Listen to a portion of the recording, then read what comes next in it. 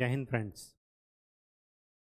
Control system की series हम लोगों की चल रही थी और उसी सीरीज में आगे बढ़ते हुए unit number 1 with previous year question paper GATE and ES का वो आपको सॉल्व करना है। गेट का मैंने सॉल्व करा दिया है और कोई डाउट हो तो पूछिएगा। सेकंड यूनिट में हमारा फर्स्ट ऑर्डर सिस्टम हो चुका था। आज जो हमें देखना है वो है सेकंड ऑर्डर सिस्टम का टाइम रिस्पांस कैसा होगा वो देखते हैं। चलिए समय न नष्ट करते हुए सीधे अपने टॉपिक पर चलते हैं। हेडिंग डाल लीजिएगा, time response of second order system, control system.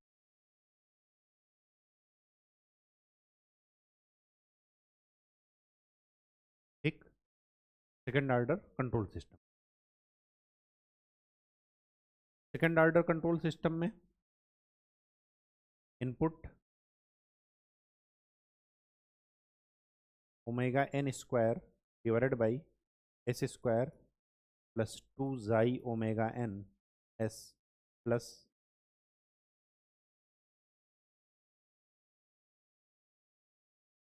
S S plus xi omega.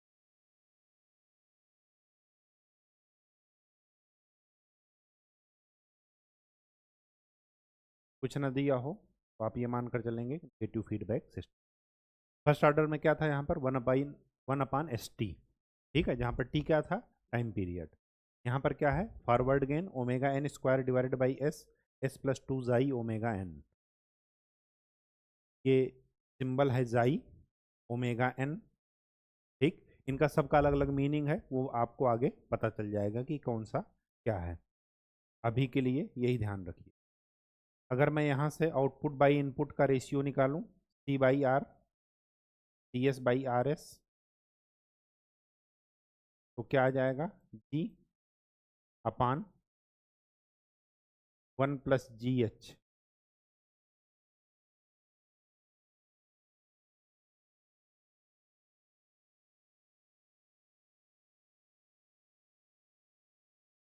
तो क्या आया, omega N square divided by S square plus 2 xi omega N S plus omega N square. ये आपका क्या निकला, C S by R S की value. अब वही तीन चीज़ें आप टेस्ट सिग्नल्स दीजिए। आर एस की वैल्यू यहाँ पर मोस्ट इम्पॉर्टेंट इस वजह से है क्योंकि जो यूनिट स्टेप रिस्पांस होता है वो हमेशा निकालने में भी इजी होता है, क्योंकि सिग्नल को जनरेट करना आसान होता है। यूनिट स्टेप सिग्नल को 1 ही तो है और कुछ नहीं है ना। दूसरी बात, इसका रिस्पांस आपको ध्यान में रखना है, तो यूनिट स्टेप का रिस्पांस थोड़ा आपको ध्यान से देखना पड़ेगा। तो डेरिवेशन भी हम केवल और केवल यूनिट स्टेप रिस्पांस का करेंगे। आप इम्पल्स का भी निकाल सकते हैं लेकिन तरीका यही होगा। तो let R S is equal to 1/s, मतलब हमारा इनपुट सिग्नल क्या है, यूनिट स्टेप सिग्नल या यूनिट स्टेप फंक्शन हमारा इनपुट है। आर एस की वैल्यू अगर 1/s रखते हैं तो C S is equal to क्या मिलेगा, omega N square divided by S S square plus 2 xi omega N S plus omega N square. ठीक, यहाँ से आपको क्या मिला, इसको आप दो पार्ट में ब्रेक कर दीजिए। A upon S partial fraction के द्वारा D S plus C divided by S square plus 2 xi omega N S plus omega N. A B और सी की वैल्यू आपको निकालनी है। ए बी और सी की वैल्यू निकालने के लिए क्या करेंगे, क्रॉस मल्टीप्लाई। तो A S square plus 2 xi omega N S plus omega N square plus B S square plus C S is equal to omega N square. Numerator से numerator compare कर दीजिए। S square का coefficient लिखिए A plus B, S का coefficient लिखिए 2 xi omega N A plus C plus constant term लिखिए omega N square. Compare कीजिए, constant term से कांस्टेंट टर्म को कंपेयर करेंगे तो a इज इक्वल टू 1 मिल जाएगा। a इज इक्वल टू 1 मिल गया, इसका कोफिशियंट s का कोफिशियंट इधर कंपेयर करेंगे तो ये मिलेगा 0। a की वैल्यू रख दीजिए 1 तो c की वैल्यू मिलेगी -2 एस स्क्वायर का कोफिशियंट कंपेयर कीजिए तो a plus b is equal to 0, तो b is equal to -a, तो b की वैल्यू क्या मिलेगी -1, ये मिलेगा।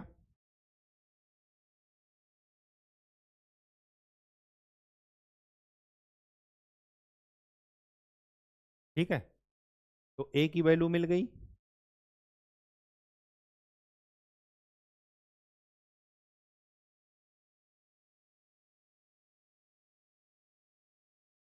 b की वैल्यू मिल गई और c की वैल्यू मिल गई। a b और c की वैल्यू जाकर के पुट कर दीजिए। a की वैल्यू 1 है, b की वैल्यू है -1, तो C S is equal to क्या मिला 1/s माइनस या plus -s -2 divided by S square plus 2 plus n², ये मिला। अब हमें इसका क्या लेना है, लाप्लास इनवर्स, तभी आप इसको टाइम डोमेन में निकाल पाएंगे नेट आउटपुट। तो ये करने के लिए क्या करेंगे, 1/s माइनस, क्या मैं इसको ये लिख सकता हूँ s plus xi omega n plus xi omega n divided by S square plus 2 plus omega n²। अब डिनोमिनेटर को क्या बनाइए, परफेक्ट स्क्वायर। क्यों ऐसा कह रहे हैं, क्योंकि लाप्लास इनवर्स में ऐसे ही करते हैं, अगर s प्लस समथिंग है तो e की पावर a का फॉर्म बन जाता है। तो इसको परफेक्ट स्क्वायर बनाने के लिए क्या करते हैं, s के कोफिशियंट जो है उसको 2 से भाग कर देंगे, आधा कर देंगे, तो बचेगा जाई ओमेगा n, उसके स्क्वायर को ऐड कर दीजिए, सब्ट्रैक्ट कर दीजिए, तो क्या मिलेगा s² plus 2 omega N S plus omega n², इसका हाफ करके स्क्वायर कीजिए तो क्या मिलेगा जाई² ओमेगा n², ये ऐड करना है और ये सब्ट्रैक्ट करना है। अब ये तीनों मिलकर क्या बन गया, s plus xi omega n का होल स्क्वायर। तो मैं इसी एक्सप्रेशन को लिख रहा हूँ, C S is equal to 1/s minus s plus xi omega n divided by s plus xi omega n का whole square plus omega n² यहाँ से कॉमन ले लेंगे तो क्या बचेगा 1 माइनस जाई², ये एक टर्म हुआ, प्लस वो sorry minus xi omega n, या माइनस कॉमन ले लीजिए, plus xi omega n divided by s plus xi omega n whole square plus omega n², 1 minus xi. कोई दिक्कत, चलिए इसको देखिए, क्या मैं इसको ये लिख सकता हूँ omega n under root 1 minus xi का होल स्क्वायर, और इस वाले पूरे टर्म को मैं लिख दूंगा ओमेगा डी। ओमेगा डी क्या हो जाएगा, अंडर रूट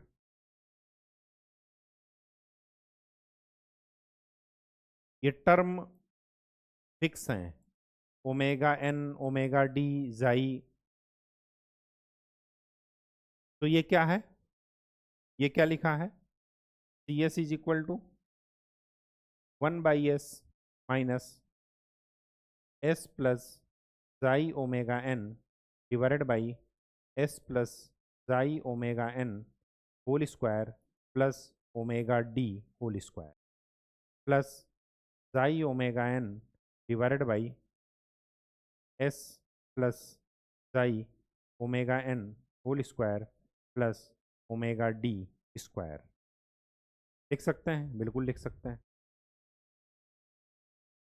यहाँ से क्या मिला, अब आप इसका लाप्लास इन्वर्स ले लीजिए, तो C T is equal to C small से है ये, Laplace inverse of C S, C यहाँ पर कैपिटल से है ये वाला, तो C T is equal to क्या मिला, 1/s का लाप्लास इन्वर्स 1, इसका लाप्लास इन्वर्स निकालिए, s प्लस समथिंग है तो पहले e raise to power minus xi omega N T, s plus something चला गया तो क्या बचा, s upon S square plus ए स्क्वायर, तो क्या हो गया cos omega D T plus s plus something है तो e raise to power minus xi omega N t, ये प्लस गायब, तो क्या बचा a upon S square plus A square, यहाँ पर क्या कीजिए ओमेगा डी से मल्टीप्लाई और ओमेगा डी से डिवाइड, केवल इसको, इस वाले डिनोमिनेटर को, क्यों, क्योंकि लाप्लास इन्वर्स हमें लेना है, तो into xi omega N divided by omega D, A upon S square plus A square क्या होता है साइन ए टी, ये हो गया, ओमेगा डी की वैल्यू रखिए, ओमेगा डी की वैल्यू क्या रखेंगे, इसको अलग से निकालिए, xi omega N divided by omega D है, तो omega N under root 1 minus xi square, omega N से omega N cancel, E raise to power minus something जो है वो बाहर ले लीजिए क्योंकि कॉमन है, तो C T is equal to क्या मिला 1 minus E raise to power minus xi omega N T cos omega D T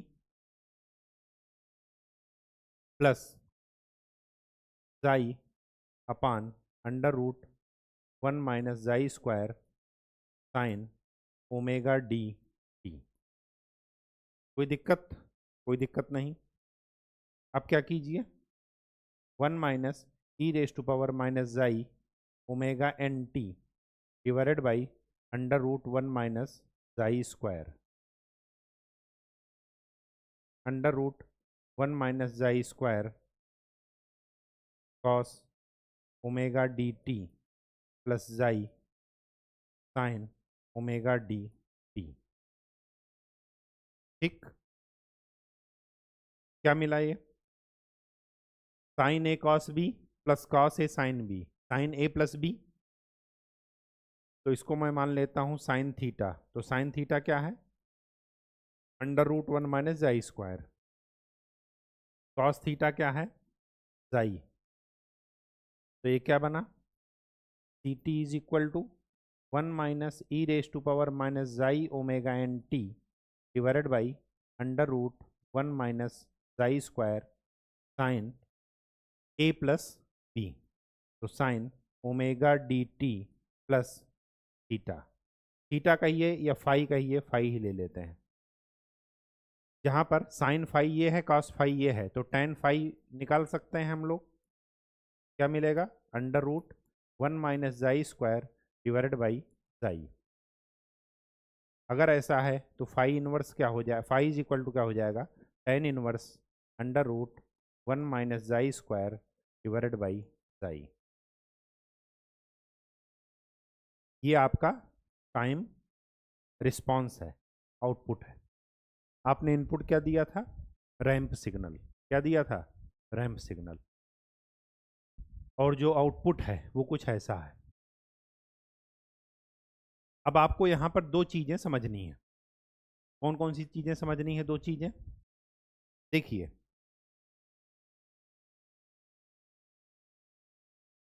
मैंने आपको ये बताया था कि जब भी आप किसी सिस्टम में कोई इनपुट सिग्नल देते हैं तो सिस्टम एक फाइनल स्टेज पर आने से पहले जो बीच की गतिविधि है उसको क्या बोलते हैं ट्रांजिएंट रिस्पांस, और मैंने आपको ये बताया है कि ट्रांजिएंट रिस्पांस इस वजह से होता है क्योंकि सिस्टम में एनर्जी स्टोरिंग एलिमेंट होते हैं और वो एनर्जी स्टोरिंग एलिमेंट कभी भी अपने अंदर सडन चेंज को अवॉइड करते हैं, मतलब उनमें अचानक से परिवर्तन नहीं किया जा सकता, कुछ टाइम लगेगा, तो जो टाइम लग रहा है वो उसको बोलते हैं ट्रांजिएंट टाइम, और उस टाइम में सिस्टम की जो परफॉर्मेंस होती है उसको बोलते हैं ट्रांजिएंट रिस्पॉन्स। तो ट्रांजिएंट क्या है? एक इंटरमीडिएट स्टेज है, ना तो शुरुआत की अवस्था है ना बाद की अवस्था है, मतलब स्टेबिलिटी वाली अवस्था नहीं है, बीच में कुछ चल रहा सिस्टम में। तो जब सिस्टम बीच में होता है, इंटरमीडिएट स्टेज पर होता है, तो हम फाइनल स्टेप की बात नहीं करते, फाइनल स्टेट की बात नहीं करते, फाइनल सिचुएशन की बात नहीं करते। सिस्टम बाद में किस अवस्था में जाएगा ये हमें नहीं पता होता। अब जो बीच वाली कंडीशन है, मैंने आपको बताया है कि सिस्टम स्टेबल तब होगा जब वो बीच वाली कंडीशन क्या हो जाए, एक स्टेबल चीज पर पहुंच जाए, एक फाइनल पोजीशन पर पहुंच जाए।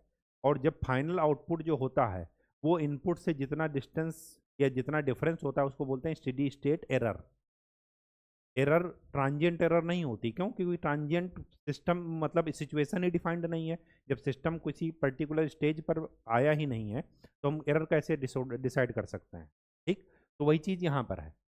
अब ये जो ट्रांजिएंट वाला है, मैंने आपको बताया है कि ट्रांजिएंट टाइम के साथ क्या होनी चाहिए, सिस्टम एक स्टेबल पोजीशन पर आना चाहिए। मतलब ट्रांजिएंट जो होती हैं वो टाइम के साथ क्या हो जाती हैं, डिक्रीज हो जाती हैं या ख़त्म हो जाती हैं।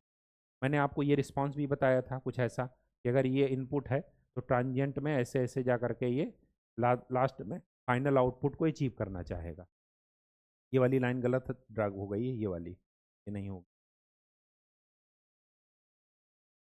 कुछ ऐसा। ये मैंने आपको बता रखा है। ये जो एरर होती है इसी को बोलते हैं स्टेडी स्टेट एरर, बता रखा है।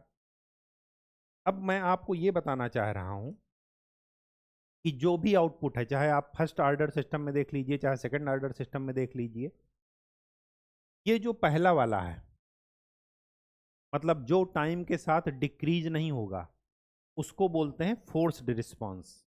क्या बोलते हैं? Forced response. और ये क्यों आता है? Due to input.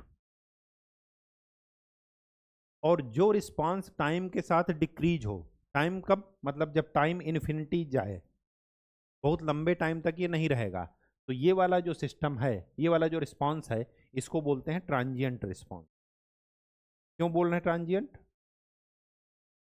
क्योंकि ये टाइम के साथ क्या हो जाएगा, अपने आप को समाप्त कर लेगा। ट्रांजिएंट रिस्पॉन्स को ही बोलते हैं नेचुरल रिस्पॉन्स। तो याद रखिएगा, अगर आपने इनपुट स्टेप फंक्शन दिया है, यूनिट स्टेप फंक्शन दिया है, तो ये जो वन है, 1/s, 1/s क्यों आया? क्योंकि वो फोर्स्ड रिस्पांस है, हमारे इनपुट के कारण आया। और जब आप इनपुट को जीरो कर देंगे तो सिस्टम का जो रिस्पांस होता है उसको बोलते हैं नेचुरल रिस्पांस या ट्रांजिएंट रिस्पांस। इसकी खास बात ये होती है कि टाइम के साथ ये अपने आप को क्या कर लेगा, जीरो कर लेगा। जब आप टाइम इनफाइनाइट रखेंगे तो ये सिस्टम क्या बन जाएगा, जीरो। तो C T is equal to क्या मिल जाएगा, 1। मिलेगा नहीं मिलेगा? ठीक है। और फर्स्ट ऑर्डर सिस्टम से आप देखिए, जब आपका सिस्टम का ऑर्डर आपके इनपुट के ऑर्डर से मैच करेगा तो कांस्टेंट एरर आएगी। अगर सिस्टम का ऑर्डर आपके इनपुट के ऑर्डर से क्या कर रहा है, ज़्यादा है, तो इनफाइनाइट एरर आएगी।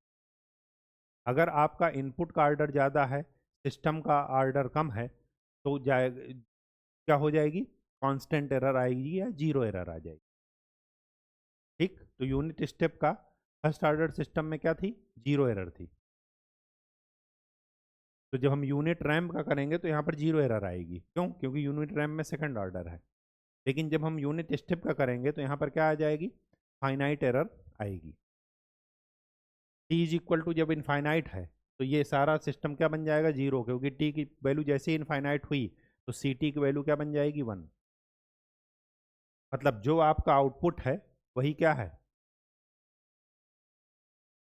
जो आपका इनपुट है वो क्या है, आउटपुट। तो एरर क्या हो गई, अगर मैं यहाँ पर एरर निकालूं, एरर कौन सी, स्टेडी स्टेट।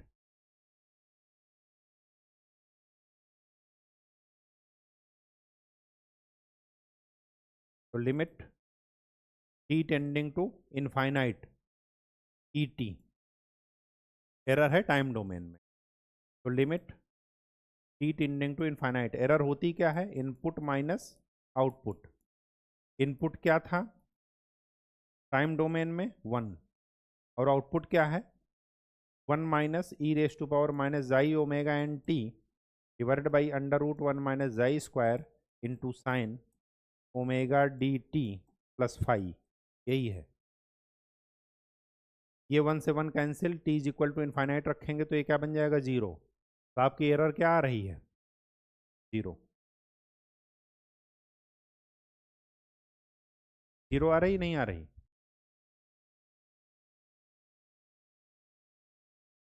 ठीक है, ये चीज़ें ज़रा ध्यान में रखिएगा। दूसरी बात, जब भी हम ई की पावर की बात कर रहे हैं तो ई की पावर में जो टी के कोफिशियंट है वो क्या बताएगा टाइम कांस्टेंट। तो अगर मैं यहाँ पर बात करूँ तो टाइम कांस्टेंट की वैल्यू क्या है 1 अपान जाई ओमेगा एन। मोस्ट इंपॉर्टेंट आपसे पूछा जाएगा ओमेगा एन क्या है। ओमेगा एन है नेचुरल फ्रीक्वेंसी, वैल्यू इसकी वो यूनिट रेडियन पर सेकेंड। नेचुरल फ्रीक्वेंसी को ही अनडैम्प्ड फ्रीक्वेंसी भी बोलते हैं।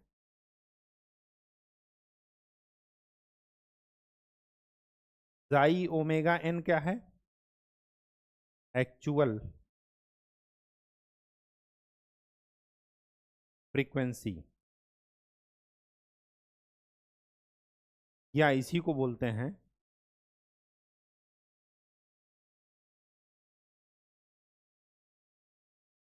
Actual damping.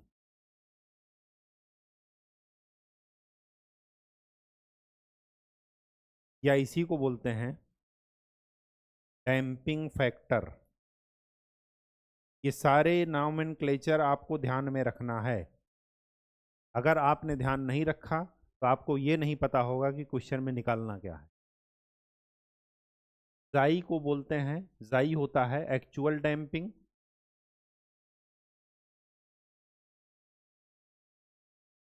Divided by critical damping. Critical damping को ही नेचुरल फ्रीक्वेंसी भी बोलते हैं, या इसी को बोलते हैं नेचुरल डैम्पिंग। तो xi omega N divided by omega n, यही होता है जाई, और इसको बोलते हैं क्या डैम्पिंग रेशियो। रेशियो और फैक्टर में कंफ्यूज मत होइएगा।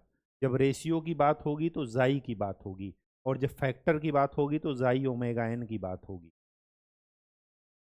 ठीक है,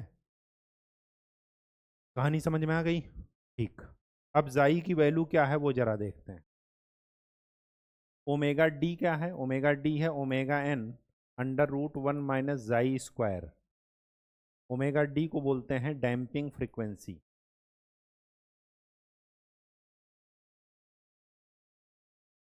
डैम्पिंग फ्रीक्वेंसी, यहाँ से आपको साफ साफ नजर आ रहा है कि जो जाई की वैल्यू होगी वो 0 से बड़ी होगी और 1 से छोटी।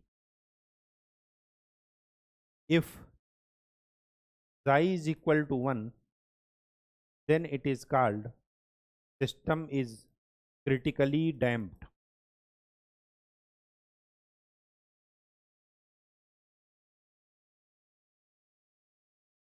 अगर xi की वैल्यू लेस देन 1 है तो उसको बोलते हैं under damped, under damped system. और अगर xi की वैल्यू 1 है, सॉरी ग्रेटर देन 1 है, तो उसको बोलते हैं ओवर डैम्प्ड सिस्टम। ये डैम्पिंग है क्या, ये डैम्पिंग मतलब ऑसिलेशंस। क्या है ऑसिलेशंस। ओवर डैम्प्ड का ये मतलब है, ओवर डैम्प्ड आप ये सोचिए अगर xi की वैल्यू ज़्यादा है तो टाइम पीरियड क्या होगा कम। अगर ये ज़्यादा है तो ये क्या होगा कम। अब जरा रिस्पांस देख लेते हैं। ये रिस्पांस प्राप्त करना है, ये आउटपुट है डिजायर्ड आउटपुट। ठीक, या जिसको आप रेफरेंस इनपुट बोलते हैं। अगर सिस्टम इस इनपुट को जल्दी प्राप्त कर लेता है, हो सकता है देर से प्राप्त करे ऐसे ऐसे करके, हो सकता है, बिल्कुल एज इट इज। तो ये जो है देर से जो प्राप्त कर रहा, ये जाई लेस देन 1 है, क्योंकि यहाँ पर टाइम पीरियड ज़्यादा लगेगा। ये जो तुरंत वो हो रहा है, ये है xi is equal to 1, critically damped. और ये जहाँ पर टाइम बहुत कम लग रहा है, ये है ओवर डैम्प्ड सिस्टम। तो ये फिगर जरा ध्यान में रखिएगा, ये है आउटपुट और इधर है टाइम। जब भी ऑसिलेशंस होगा हमेशा अंडर डैम्प्ड सिस्टम में ही होगा, ओवर डैम्प्ड में ऑसिलेशंस नहीं होता। ठीक, कहानी समझ में आ गई? चलिए अब अलग अलग केस देख लेते हैं। सी टी की वैल्यू क्या है? 1 minus E raise to power minus xi omega N T divided by under root 1 minus xi square sine omega D T plus five. ठीक, एक दो बार डिराइव करेंगे, ये एक्सप्रेशन याद हो जाएगा। रटना मत, लिख करके याद करना, ये आपको बता चुके हैं। ठीक है, जब भी लॉन्ग टर्म में आपको याद करना हो हमेशा लिख कर याद कीजिए, रटिएगा नहीं। ठीक, अब देखिए case 1, when xi is less than 1 and xi is greater than 0, it means xi is greater than 0 and less than 1। अगर ऐसा है,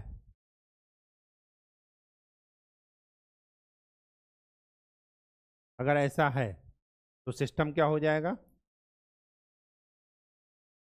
under damped.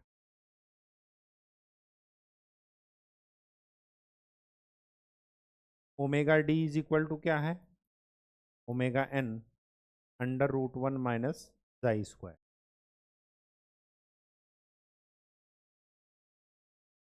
Actual damping is equal to xi omega n, यही होता है। तो अगर ये जाई 1 से छोटा है, तो 1 से छोटे नंबर को उससे अगर मल्टीप्लाई करेंगे किसी नंबर को, तो जो आउटपुट आएगा वो पहले वाले नंबर से छोटा आएगा। मतलब यहाँ पर एक्चुअल डैम्पिंग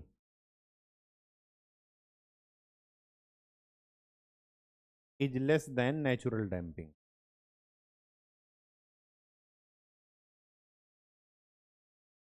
अब ध्यान से सोचिए, अगर आप चाहते हैं कि आपका सिस्टम थोड़ा सा डिस्टरबेंस करने के बाद एक नई स्टेज पर जल्दी पहुंचे, तो ना तो जल्दी पहुंचना चाहिए ना ज़्यादा देर से पहुंचना चाहिए। अगर ज़्यादा देर से पहुंच रहा है तो स्लगिश रिस्पॉन्स है, स्लो रिस्पॉन्स है। और अगर जल्दी पहुंच गया मतलब बहुत फास्ट रिस्पॉन्स है। इंटरमीडिएट स्टेज होनी चाहिए।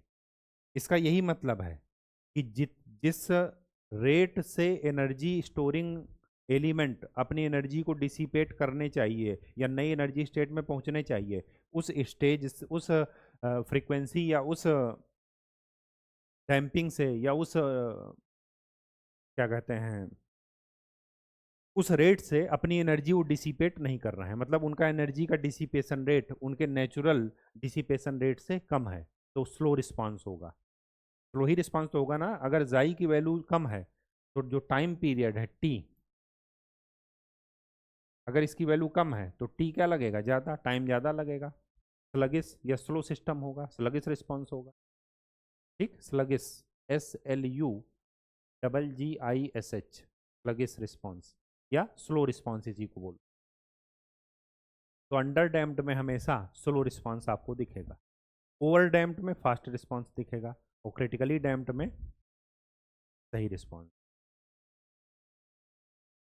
ठीक है, अच्छा अब अगर जाई की वैल्यू मैं 1 ले लेता हूँ, या ये कहिए, हाँ जाई की वैल्यू 1। अगर जाई की वैल्यू 1 है तो आपका रिस्पॉन्स कैसा होगा? तो CS/RS में जाई की वैल्यू 1 रखिए, तो omega N square divided by S square plus 2 omega N S plus omega N square. तो क्या मिल जाएगा? Omega N square s plus omega N का होल स्क्वायर और अगर ऐसा है तो C S is equal to omega N square. R S की वैल्यू क्या है, यूनिट स्टेप रिस्पॉन्स हम देख रहे हैं, तो 1/s S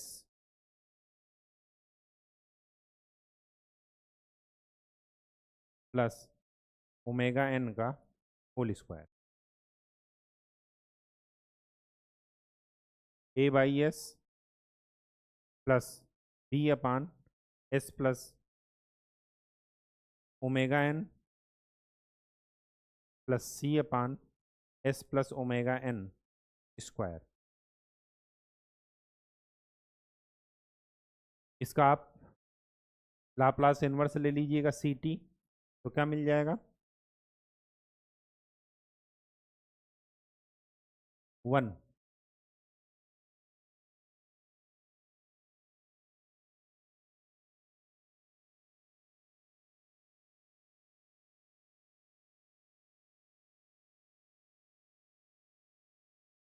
plus E raise to power minus omega N t plus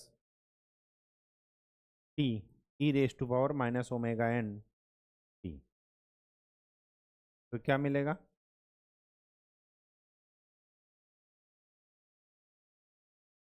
1 plus E raise to power minus omega N t plus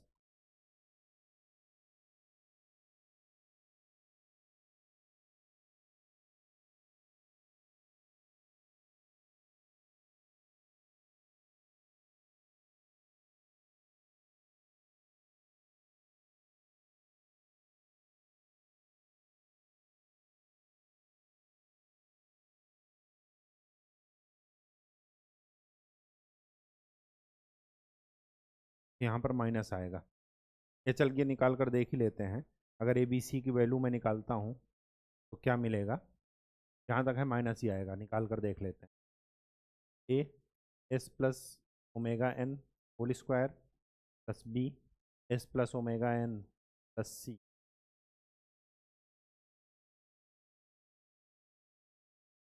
is equal to omega N square.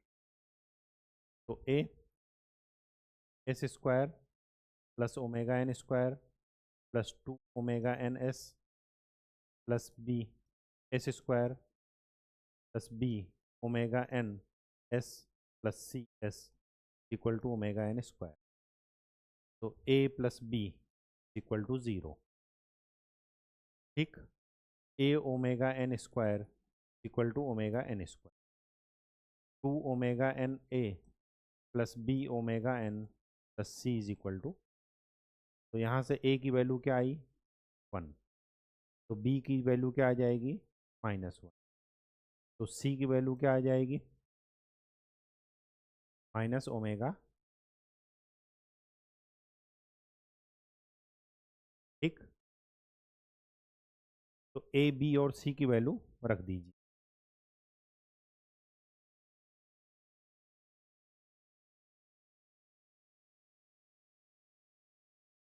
तो ये -1 minus omega, तो minus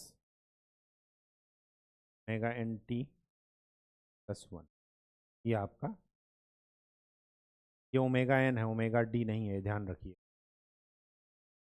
ठीक, ये थोड़ा special case है जब critical damped हो। ठीक है, कहानी समझ में आ गई। अगर मैं जाई की वैल्यू 0 रख दूं तो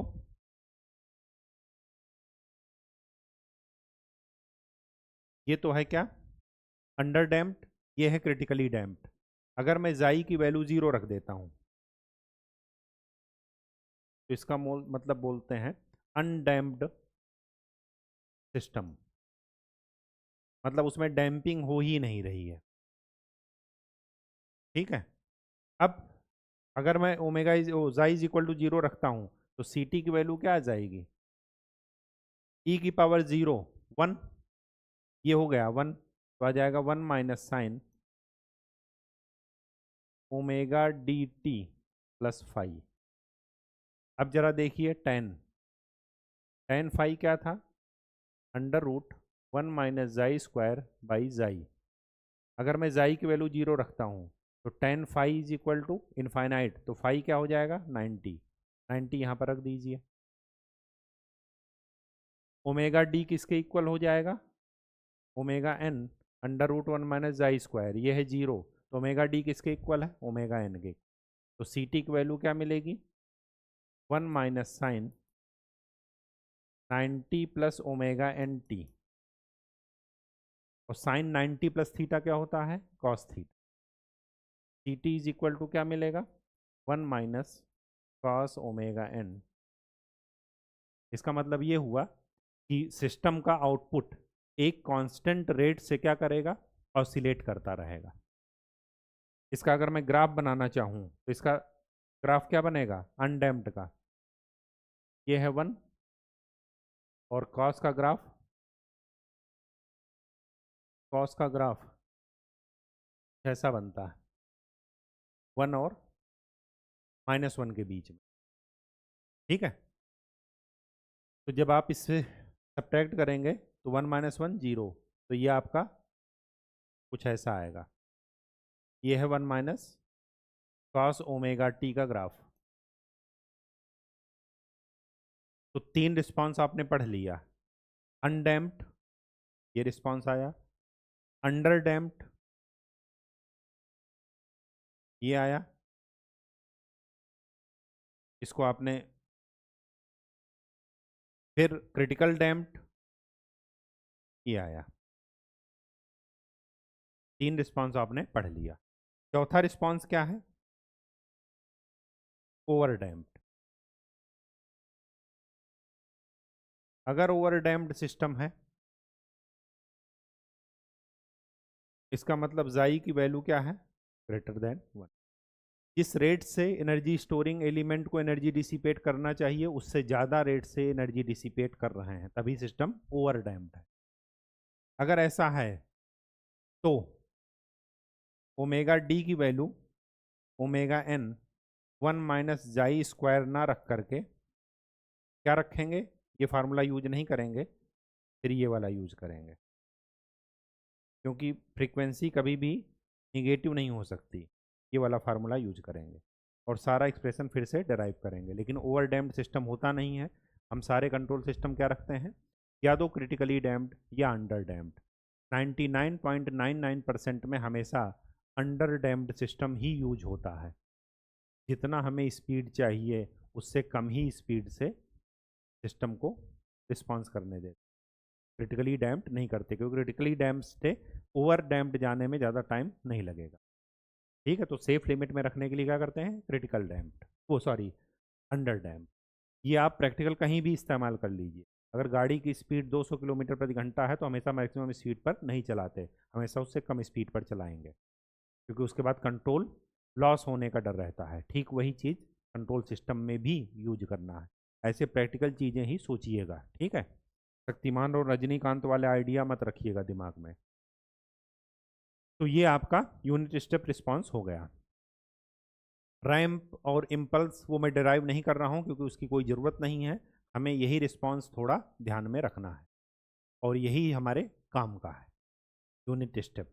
ठीक, क्यों यूनिट स्टेप ही पढ़ते हैं, क्योंकि इसको जनरेट करना आसान है, इससे सिस्टम को एनालाइज करना आसान है, और इससे बाकी के रिजल्ट बताना भी आसान है।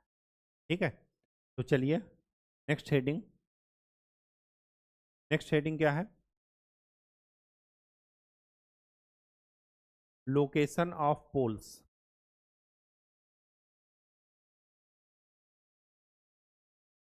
पोल की लोकेशन, अगर मैं इसका ट्रांसफर फंक्शन सेकेंड ऑर्डर का लिखूं तो ये आपको याद होना चाहिए, omega N square s square plus 2 xi omega N S plus omega N square, यही होता है। ये जो करेक्टरिस्टिक इक्वेशन है उसका मतलब ट्रांसफर फंक्शन का डिनोमिनेटर को ही बोलते हैं करेक्टरिस्टिक इक्वेशन। क्या बोलते हैं, characteristic.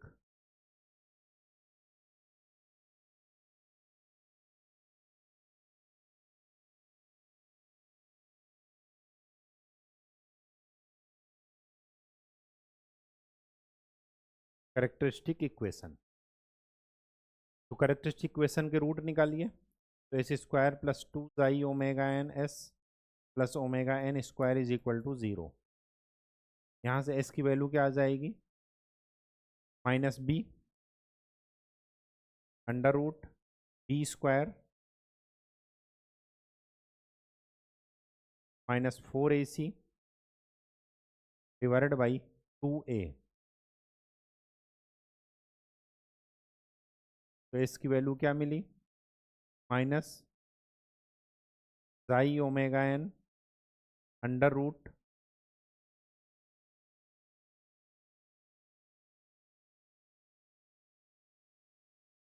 Minus omega N square 1 minus xi square. ठीक, तो इसकी वैल्यू क्या मिली, माइनस जाई ओमेगा एन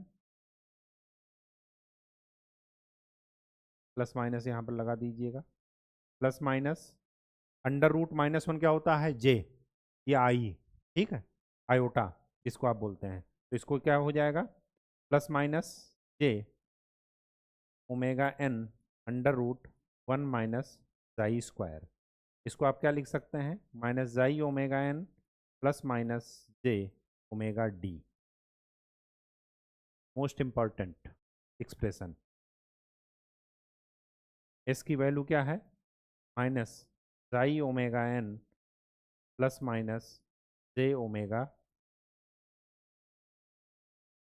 तो आपके पास दो पोल आए, कौन कौन से, एक तो आया minus xi omega N plus जे ओमेगा डी, दूसरा आया minus xi omega N minus J omega D. अगर मैं एस प्लेन लेता हूँ जिसमें एक रियल पार्ट है एक इमेजिनरी पार्ट है, तो इसके दोनों इमेजिनरी पार्ट निगेटिव हैं, वो सॉरी रियल पार्ट। तो रियल पार्ट इस एक्सिस की तरफ पड़ेंगे, दोनों निगेटिव है मतलब लेफ्ट साइड पड़ेंगे। एक पॉजिटिव इमेजिनरी एक निगेटिव है, मतलब एक पोल इधर पड़ेगा दूसरा पोल इधर पड़ेगा। अगर मैं इसका मैग्नीट्यूड निकालूं, मैग्नीट्यूड क्या होता है, real part plus imaginary part.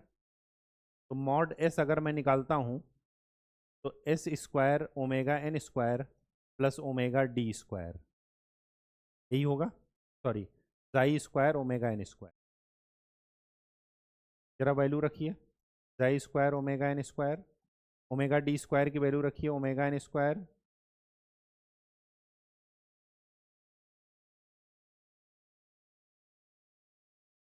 One minus xi square, ये और ये कैंसिल। तो इसका जो मैग्नीट्यूड होगा वो क्या होगा, नेचुरल फ्रीक्वेंसी के बराबर। मतलब पोल कहीं भी वेरी कर ले लेकिन उसका मैग्नीट्यूड क्या है, मतलब एक्स और वाई ये ठीक वैसे ही हैं जैसे ये एक्स है ये वाई। एक्स और वाई कुछ इस तरीके से वेरी करते हैं कि उनका जो मॉड है वो कांस्टेंट है। तो इसका मतलब क्या हुआ कि ये एक्स और वाई क्या मिलकर बना रहे हैं, एक सर्किल। क्या बना रहे हैं, एक सर्किल।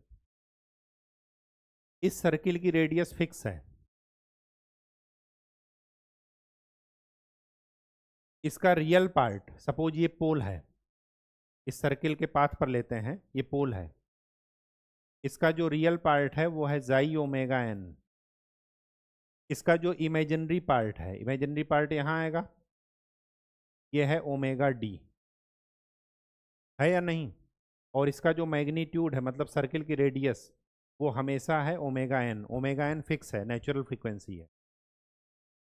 तो याद रखिएगा जो कैरेक्टरिस्टिक इक्वेशन के रूट हैं वो कौन सा डायग्राम ड्रा करते हैं, ना तो स्ट्रेट लाइन ना पैराबोला ना हाइपरबोला, वो किसके रूट हैं, सर्किल के।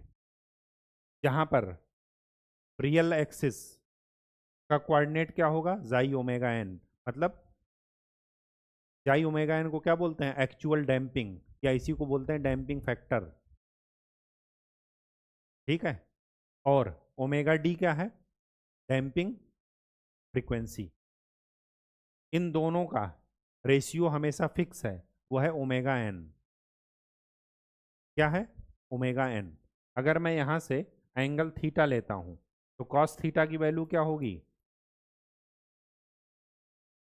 मतलब ये जो फेजर है ये निगेटिव रियल एक्सिस से कितने एंगल बना रहा है, कॉस थीटा। कॉस थीटा की वैल्यू क्या होगी, बेस डिवाइडेड बाई हाइपोटेन्यूज। तो कॉस थीटा क्या बताता है, साई की वैल्यू। क्या बताता है, साई की वैल्यू। अब ध्यान से देखिए, अगर थीटा चलते चलते 90 हो जाए तो कॉस 90 क्या हो जाएगा, जीरो। मतलब इस एक्सिस पर साई की वैल्यू है जीरो। और अगर जाई की वैल्यू जीरो है तो ये अनडैम्प्ड रिस्पॉन्स यहां पर आपको मिलेगा। कहां पर, यहां पर। जीरो से 90 के बीच में, मतलब जब जीरो है तो वन है यहां पर, ये क्या है, क्रिटिकल डैम्पिंग का पॉइंट। यहां पर जाई क्या है, वन के बराबर। क्यों, क्योंकि थीटा क्या हो गया है, जीरो। यहां से लेकर के यहां के बीच में कैसा रिस्पॉन्स है, अंडर डैम्प्ड। मतलब यहां पर जाई की वैल्यू वन से छोटी है और जीरो से बड़ी। अब इनका रिस्पॉन्स आप इमेजिन करते रहिए कि कैसा बनेगा फिगर। मतलब ये वाला फिगर, ये जो सी वाला है, ये है अंडर डैम्प्ड का, ये है क्रिटिकली डैम्प्ड का, और ये है ओवर डैम्प्ड का। तो क्रिटिकली डैम्प्ड, अनडैम्प्ड और अंडर डैम्प्ड। अनडैम्प्ड का क्या मतलब है कि कोई जो सिस्टम की नेचुरल फ्रीक्वेंसी है उसी फ्रीक्वेंसी से सिस्टम चल रहा है।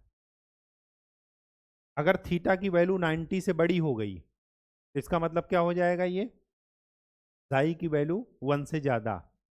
तो ये वाला सिस्टम मतलब इधर की तरफ ये क्या बनाएगा, ये क्या बताएगा, ओवर डैम्प्ड।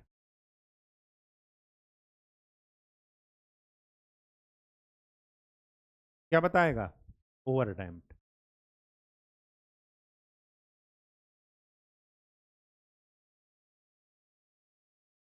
ठीक, कहानी समझ में आ गई, कोई दिक्कत।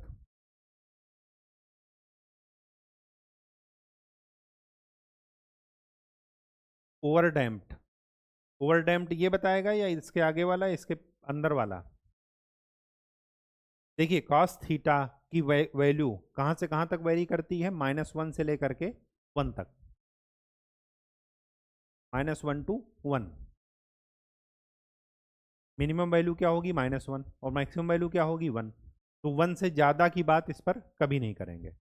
तो ये जो ओवर डैम्प्ड है, मतलब इसी का मिरर इमेज इधर बना, तो यहाँ से यहाँ तक भी क्या है, अंडर डैम्प्ड ही है, लेकिन अपोजिट सेंस में। तो ओवर डैम्प्ड जो भी होगा, ओवर डैम्प्ड का मतलब ये है कि यहाँ पर है ओवर डैम्प्ड, मतलब इस सर्किल के जब बाहर बात चली जाए। ठीक है, क्योंकि अंडर डैम्प्ड इसी का जस्ट मिरर इमेज ही तो इधर है, ये है अनडैम्प्ड। यहाँ से यहाँ तक अंडर डैम्प्ड, इस पॉइंट पर क्रिटिकली डैम्प्ड, क्योंकि थीटा क्या बन गया है, जीरो। जब थीटा जीरो बन गया तो ये क्या बन जाएगा, 1। ठीक है, कहानी समझ में आ गई। बहुत ही इंपॉर्टेंट है इसका फिजिकल इंटरप्रिटेशन, अगर आपने ये नहीं सीखा तब आपको दिक्कत आएगी आगे। ठीक, तो खास करके तीन चीजों का जरूर ध्यान रखिएगा, अनडैम्प्ड, ओवर अंडर डैम्प्ड और क्रिटिकली डैम्प्ड। ठीक है, ओवर डैम्प्ड की बात यहां पर नहीं कीजिए इस फिगर में, ताकि कंफ्यूजन आपको ना हो। कैसे पता चलेगा, निगेटिव रियल एक्सिस से जो पोल होगा उसका एंगल क्या बताएगा, डैम्पिंग रेशियो। डैम्पिंग फैक्टर नहीं, डैम्पिंग रेशियो। डैम्पिंग फैक्टर तो ये है जाई ओमेगा एन। ठीक है, कहानी समझ में आ गई। चलिए next heading.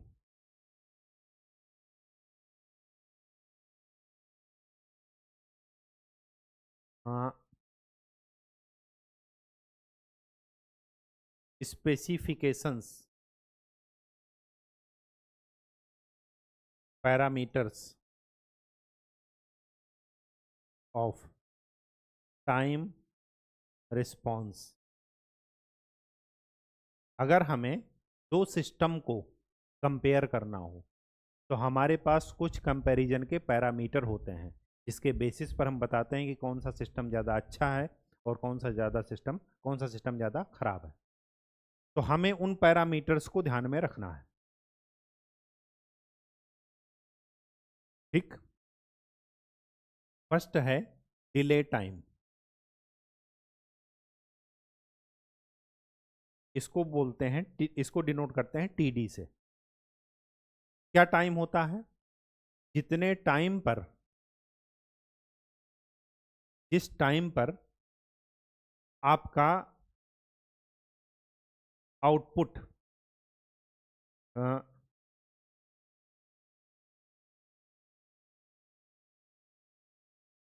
Time required to reach the output 50% of desired output.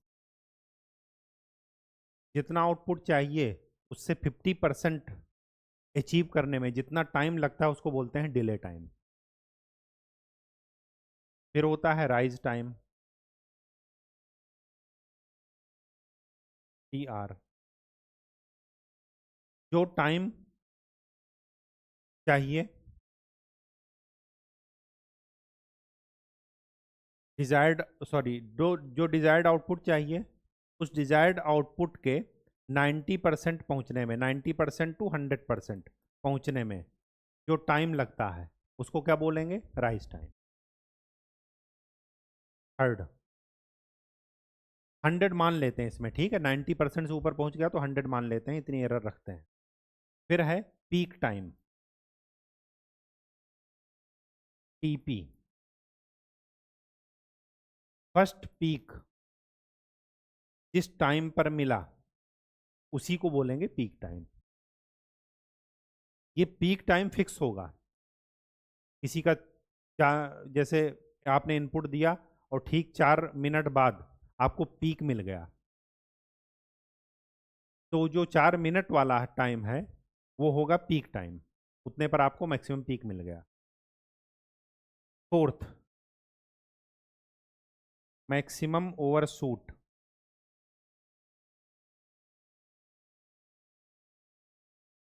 इसका क्या मतलब है?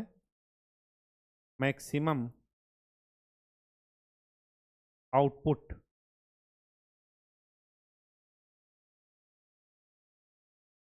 का डिफरेंस फ्रॉम डिजायर्ड आउटपुट। जितना आपको चाहिए उससे ज़्यादा जो मिल गया उनका डिफरेंस क्या बताएगा? Maximum overshoot. अब ये बताइए, अगर आप राडार को नॉर्थ 5 डिग्री नॉर्थ घुमाना चाहते हैं और वो 15 डिग्री घूम गया, फिर उसके बाद फिर से वो अपनी नई पोजीशन ट्रैक कर रहा है कि 5 डिग्री हमें घूमना था, फीडबैक लूप अपना काम कर रहा है, तो क्या आप चाहेंगे कि मैक्सिमम ओवरशूट हो? नहीं। तो maximum overshoot, peak time, rise time. Rise time क्या बताता है कि कितना फास्ट आपका सिस्टम है। राइज टाइम अगर ज़्यादा है इसका मतलब कि सिस्टम स्लो है। मैक्सिमम ओवरशूट ज़्यादा है इसका मतलब सिस्टम आपका हेल्दी नहीं है, बेकार सिस्टम है।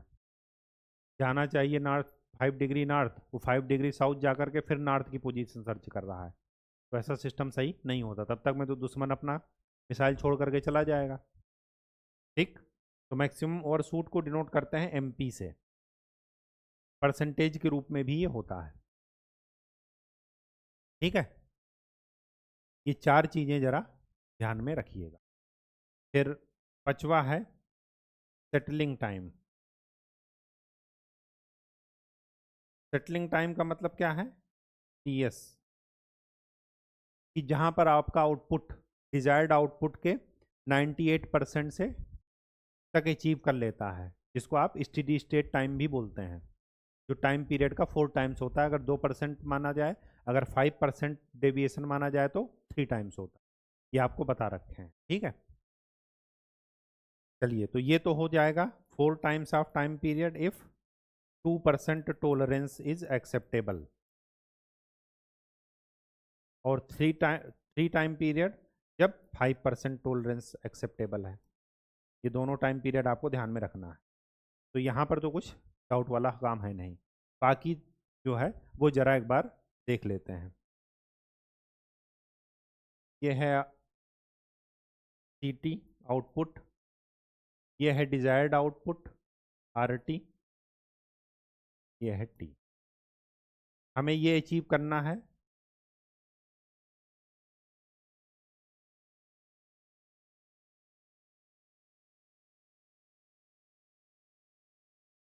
ये है इसका 50%, यहाँ आएगा। तो 50% अचीव करने में जो आपको टाइम लगा that is known as delay time, TD।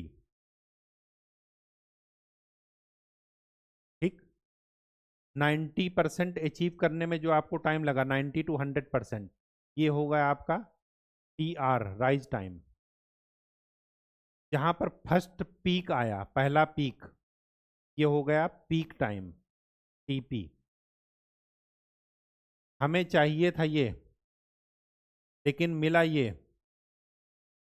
तो ये जो डिफरेंस आया ये है मैक्सिमम ओवरशूट, MP। तो MP क्या है?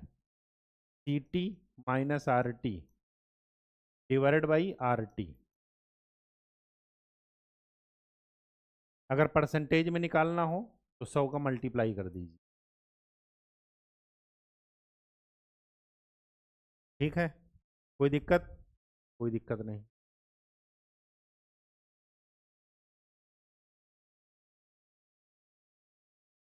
ठीक है,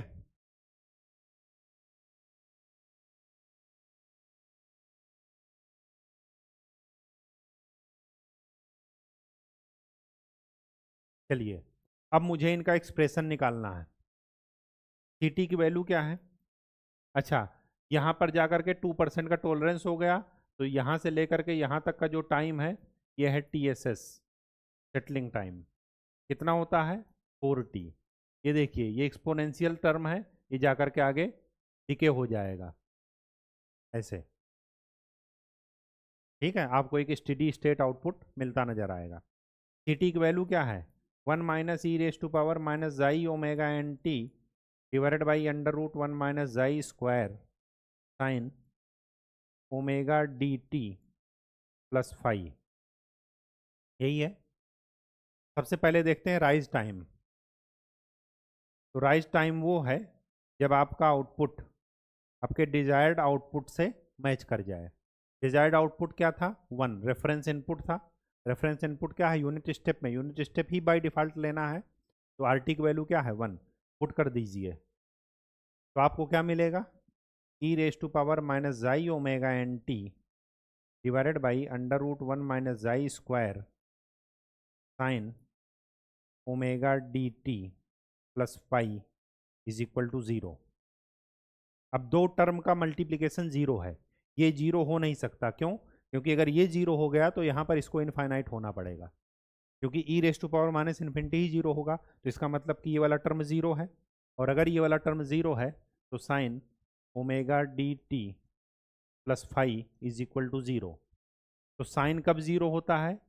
जब ये n पाई होता है, n पाई। तो यहाँ से क्या मिला? Omega DT plus 5 is equal to n की वैल्यू क्या ले लेंगे? 1। क्यों? क्योंकि ये जो डिजायर्ड आउटपुट पहली बार अचीव करता है तब का टाइम होता है। यहाँ पर लिख लीजिएगा फर्स्ट टाइम। क्यों फर्स्ट टाइम लिख रहे हैं? क्योंकि ये देखिए डिजायर्ड आउटपुट तो कई बार अचीव कर रहा है, यहाँ भी अचीव कर रहा है, यहाँ भी, यहाँ भी। तो क्या ये सारे राइज टाइम नहीं होंगे? नहीं। जो फर्स्ट टाइम जब अपना डिजायर्ड वैल्यू का 98 to 100% अचीव करता है तो हम मान लेते हैं कि 90% to 100%, तो हम मान लेते हैं कि वो राइज टाइम है। फर्स्ट टाइम, ये ध्यान रखिएगा, इसी वजह से n इज इक्वल टू 1 लिखा गया है। तो ये क्या हो गया? पाई। तो TR की वैल्यू क्या मिली? Pi minus 5 divided by omega D. तो राइज टाइम क्या मिला? Pi minus 5। पाई क्या है? tan inverse under root 1 minus xi square by xi divided by omega N under root 1 minus xi square. ये expression ध्यान में नहीं रखना है, एक्सप्रेशन आपको यही वाला शॉर्टकट ध्यान में रखना है, pi minus phi divided by omega d. ठीक है, चलिए राइस टाइम हो गया, अब चलते हैं पीक टाइम।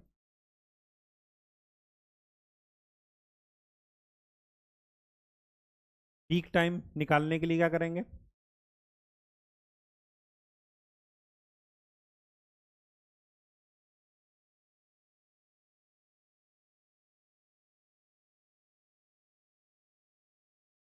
पीक टाइम,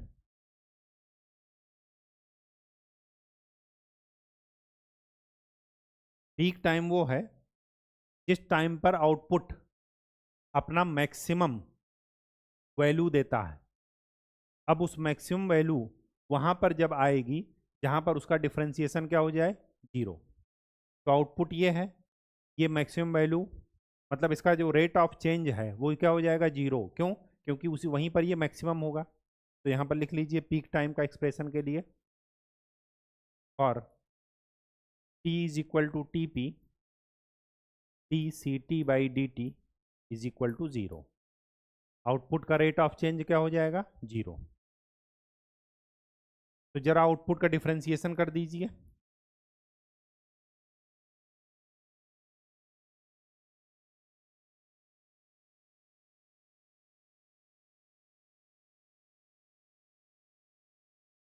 इसका डिफरेंशिएशन कर दीजिए।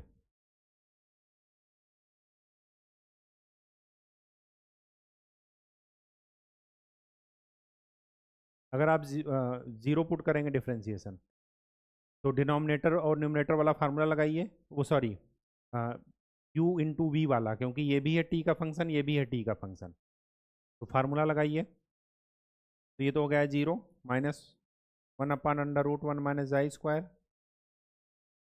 First function E raise to power minus xi omega N T into second function का डिफरेंशिएशन, साइन का differentiation cos omega D T plus five into इसके अंदर का कीजिए तो क्या आएगा, omega D plus second function sine omega D T plus five into E raise to power X का डिफरेंशिएशन ई की पावर एक्स ही होता है, इंटू उसके ऊपर का करेंगे तो क्या आ जाएगा, माइनस जाई ओमेगा एन, और ये क्या है, इक्वल टू जीरो। अगर इक्वल टू जीरो है तो e raise to power minus xi omega N t common ले लीजिए, तो क्या मिला,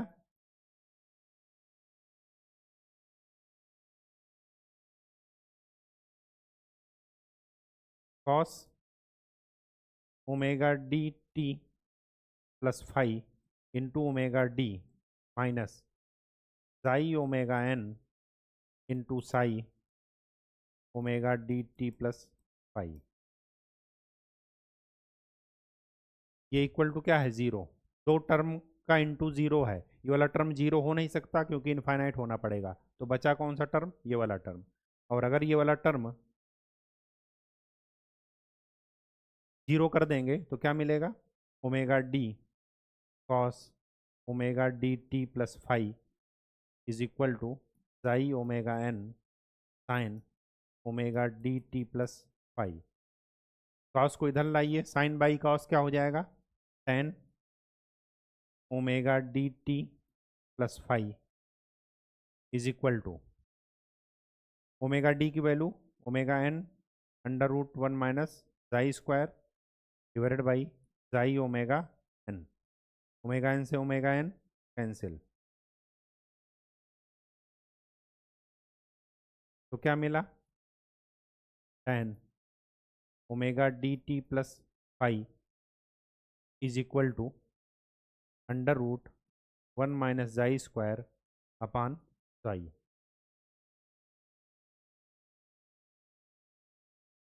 ये क्या है, ये है टेन फाइव, है या नहीं, बिल्कुल है।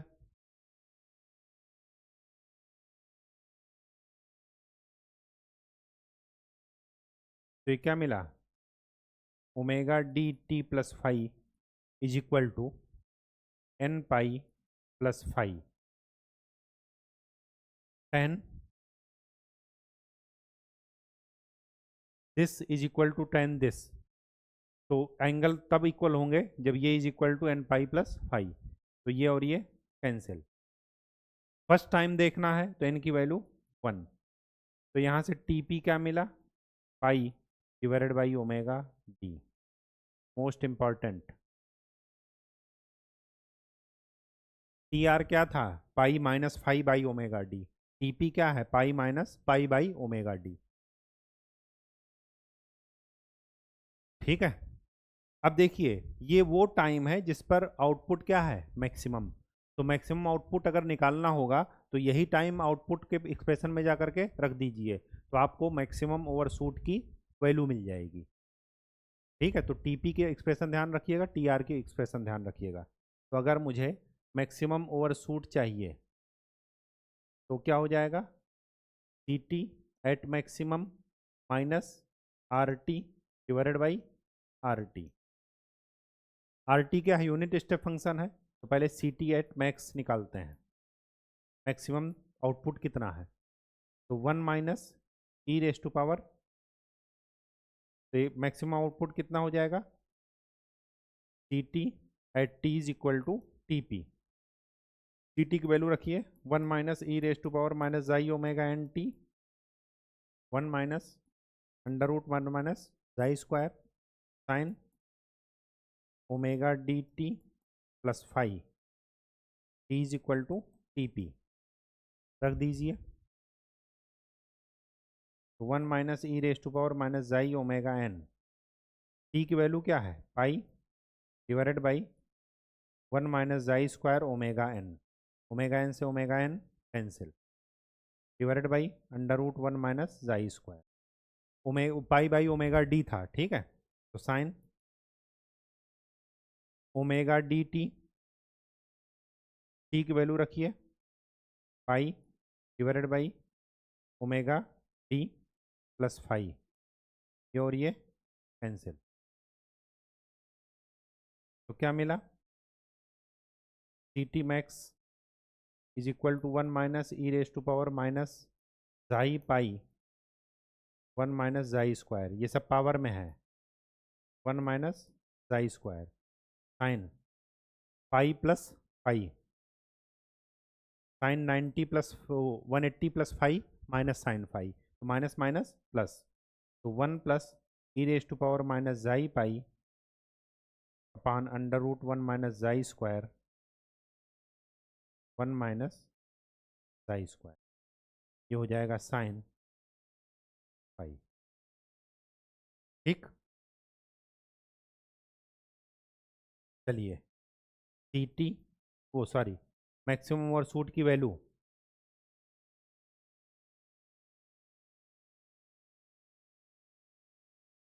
अच्छा अभी इसको और सॉल्व कीजिए।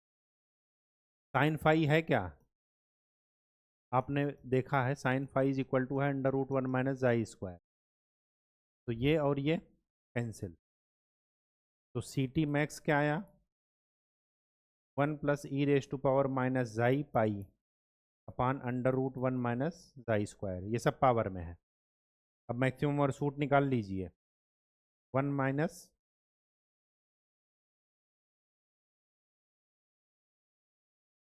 -1 डिवाइडेड बाई 1, ये और ये कैंसिल। तो मैक्सिमम और सूट की वैल्यू क्या मिली, M P is equal to E raise to power minus xi pi upon under root 1 minus xi square. Percentage निकालना हो तो इंटू 100 का मल्टीप्लाई कर दीजिए, ये आपका आंसर है। मोस्ट इम्पॉर्टेंट फार्मूला है, तीनों फार्मूले आपको ध्यान में रखने हैं। Rise time pi minus 5 by omega D, peak time pi upon omega D, maximum और shoot E raise to power minus xi pi divided by under root 1 minus xi square. बहुत ही इंपॉर्टेंट है ये। ठीक है, मैक्सिमम और suit जितना ज़्यादा होगा सिस्टम उतना ही बेकार होगा, राइज टाइम जितना ज़्यादा होगा सिस्टम उतना ही स्लो होगा। तो कंपेयर करने के लिए इन पैरामीटर्स का इस्तेमाल करते हैं। ठीक है, कहानी समझ में आ गई। आज के लिए इतना ही। नेक्स्ट लेक्चर में हम लोग इसके न्यूमेरिकल करेंगे। ये आपका बहुत ही इंपॉर्टेंट टॉपिक है। यही सेम चीज़ फ्रीक्वेंसी रिस्पांस में क्या होगा, रिपीट होगा। ठीक है, तो अब आप इसके क्वेश्चन देख लीजिएगा, मैं भी देख लूँगा, फिर नेक्स्ट को उस पर एक बार पहले एक्सरसाइज करेंगे, फिर प्रीवियस ईयर क्वेश्चन पर जाएंगे। ठीक है, एक्सरसाइज करने से हमें आइडिया हो जाएगा कि इसके क्वेश्चन कैसे आते हैं। फिर हम प्रीवियस ईयर क्वेश्चन करके अपना कॉन्फिडेंस डेवलप करेंगे कि जो क्वेश्चन आते हैं, जो हमने पढ़ा है, उससे हमारा सॉल्व हो रहा है या। ठीक है, बहुत ही इंपॉर्टेंट टॉपिक है ये, बहुत ही स्कोरिंग टॉपिक है। एक बार पढ़िए और अच्छा खासा स्कोर गेन कीजिए। धन्यवाद।